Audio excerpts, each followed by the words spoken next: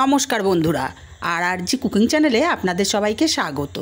আজকে নিয়ে হাজির হয়ে গেলাম নিরামিষ একটা দুর্দান্ত রেসিপি নিয়ে, নারকেল লাউ মনোহরা। রেসিপিটার নামটা যেমন সুন্দর, খেতে কিন্তু দ্বিগুণ সুন্দর হয়। আর যারা নিরামিষভোজী তাদের জন্য তো অমৃত সমান। তো চলুন শুরু করা যাক। আমি এখানে কিছুটা লাউ আলু ভাজার মতো মোটা মোটা করে কেটে নিয়েছি, আর কেটে ভালো করে ধুয়ে নিয়েছি। আর ছিদ্রযুক্ত পাত্রে আমি রেখেছি, নিচে একটা বাটি বসানো।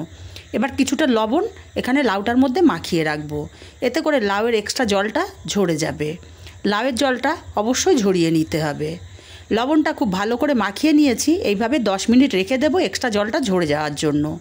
10 মিনিট পর আমি আপনাদেরকে দেখিয়ে দিচ্ছি লাউ থেকে দেখুন কতটা জল বেরিয়েছে। তবুও আমি লাউটা চিপে তারপরে রান্নায় ব্যবহার করব। এবারে গ্যাসে একটা কড়াই বসিয়ে দিয়ে দেব 2 চামচ তেল। তেলটা গরম করে নিয়ে এখানে কয়েকটা বড়ি দিয়ে দেব। আমি বিউলির ডালের বড়ি ব্যবহার করছি। বড়িগুলোকে একটু নাড়াচাড়া করে লাল লাল করে বড়িগুলো ভেজে উঠিয়ে নেব। বড়িগুলো সুন্দর মতো ভাজা হয়ে গেছে, এখন বড়িগুলোকে উঠিয়ে নেব। বন্ধুরা, যারা নিরামিষ পছন্দ করেন তারা অবশ্যই বাড়িতে একদিন বানিয়ে দেখবেন, টেস্ট কিন্তু দারুণ হয়, দারুণ।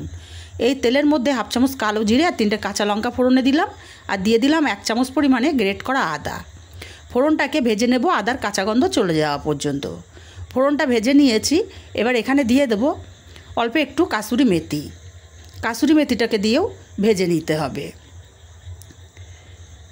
কাসুরি মেথিটাকে দিয়েও ভালো করে ভেজে নিয়েছি। এখন এখানে দিয়ে দেব জল চিপে রাখা লাউগুলো। দেখুন আমি জল চিপে একটা আলাদা পাত্রে উঠিয়ে নিয়েছিলাম। এবার লাউটাকে এইভাবে অনবরত নাড়াচাড়া করে 2 থেকে 3 মিনিট রান্না করে নিতে হবে। বন্ধুরা, রেসিপিটা যদি ভালো লাগে একটা লাইক দিতে ভুলবেন না। আপনাদের একটা লাইক কিন্তু আমাকে অনেক দূর পৌঁছে দিতে পারে। 3 মিনিট মতো লাউটা আমি এইভাবে নাড়াচাড়া করে রান্না করে নিয়েছি। এখন এখানে মশলা অ্যাড করব। মশলা খুবই সামান্য, 3টে চেরা কাঁচা লঙ্কা দিলাম, আর 1/2 চামচ ভাজা জিরের গুঁড়ো। অবশ্যই ভাজা জিরের গুঁড়োটা ব্যবহার করতে হবে। আর দিয়ে দিলাম অল্প একটু ঝাল লঙ্কার গুঁড়ো। ঝালটা যে যা স্বাদ অনুযায়ী দেবেন। আর 8-10টা কিশমিশ আমি রান্নার আগে ভিজিয়ে রেখেছিলাম, সেটা দিয়ে দিলাম। আর যেহেতু নারকেল লাউ মনোহরা, তাই নারকেলটা অবশ্যই ব্যবহার করতে হবে। 4 চামচ কোরানো নারকেল আমি এখানে দিয়ে দিলাম। এইভাবে খুব ভালো করে লাউটার সঙ্গে মশলার সাথে মিশিয়ে নেব।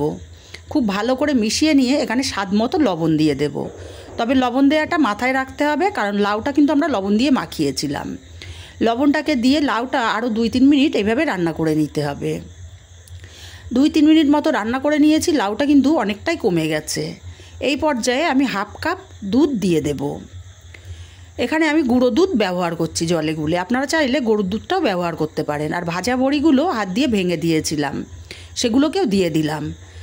নাড়াচাড়া করে ভালো করে মিশিয়ে ঢাকা দিয়ে আমি টোটাল রান্না করব 10 মিনিট। তবে 5 মিনিট পরে আমি মাঝে একবার ঢাকা খুলব।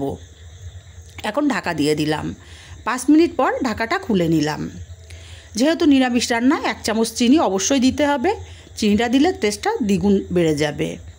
চিনিটা দিয়ে নাড়াচাড়া করে খুব ভালো করে মিশিয়ে দিতে হবে। আর এই রেসিপিটা আমি একটা পত্রিকাতে পড়েছিলাম, পড়ে রান্নাটা করেছি, দারুণ টেস্ট হয়েছিল। একবার হলেও বাড়িতে অবশ্যই বানাবেন। আবারও ঢাকা দিয়ে দিলাম। 5 মিনিট পর ঢাকাটা খুলে নেব। আর হ্যাঁ বন্ধুরা, এই রান্নাটা আমি যখন ঢাকা দিয়ে রান্নাটা করেছি তখন কিন্তু গ্যাসের ফ্লেমটা একদম লোতে করে দিয়েছিলাম। দেখুন আমি যে দুধ দিয়েছিলাম, দুধটা একদমই শুকিয়ে গেছে। এখন গ্যাসের ফ্লেমটা অফ করে দেব। দিয়ে এই পর্যায়ে 1 চামচ ঘি আমি মিশিয়ে দেব। ঘিটা অবশ্যই দিতে হবে। ঘিটা দিলে দারুণ টেস্ট হবে, দারুণ। বন্ধুরা, বারবার বলছি, দারুণ হয় খেতে। যারা নিরামিষ পছন্দ করেন তারা কিন্তু একদিন হলেও বাড়িতে বানাবেন। বানিয়ে আমাকে কমেন্ট করে জানাতে ভুলবেন না। ঘিটা দিয়ে খুব ভালো করে মিশিয়ে আমি অন্য পাত্রে নামিয়ে নিয়েছি। রেসিপিটা কেমন লাগলো কমেন্ট করে জানাতে ভুলবেন না।